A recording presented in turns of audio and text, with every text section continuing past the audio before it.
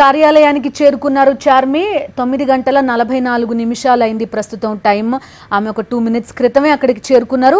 10 గంటల నుంచి 5 గంటల వరకు విచారించవచ్చు అని కోర్టు చెప్పింది. ఈ నేపథ్యంలో 10 గంటలకి విచారణ స్టార్ట్ అవుతుందా లేదా ఇప్పటిదాకా సిట్ అధికారులు 10:30కి సిట్ కార్యాలయానికి హాజరవ్వాలి అని ఆదేశాలు ఇచ్చారు.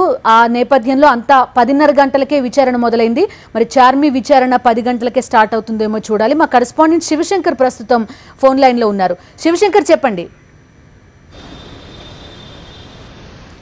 బిందు ఇప్పుడే చార్మి సిట్ విచారణకు హాజరయ్యింది. తనతో పాటు 4 బౌన్సర్లు కూడా రావడం జరిగింది. సిట్ కార్యాలయానికి తను ఒక 4 వ్యక్తులతో పాటు ఒక ఇన్నోవా కార్లో రావడం జరిగింది. మరి కాసేపట్లో 4 ప్రత్యేకంగా ఉమెన్ టీంతో ఫామ్ అయినటువంటి సిట్ బృందం ముందు చార్మి విచారణకు వచ్చే అవకాశం ఉంది. దాదాపు 10 గంటల నుంచి 5 గంటల వరకు విచారణకు చార్మిని ప్రశ్నించే వీలు ఉంది అని చెప్పి హైకోర్టు నుంచి తను ఒక స్టే కూడా తీసుకురావడం జరిగింది. దాని ప్రకారమే సిట్ బృందం ముందు చార్మి విచారణకు హాజరైంది. మరి కాసేపట్లో మహిళా బృందంతో ఫామ్ అయినటువంటి సిట్ బృందం ముందు చార్మి విచారణకు సిద్ధం కానుంది.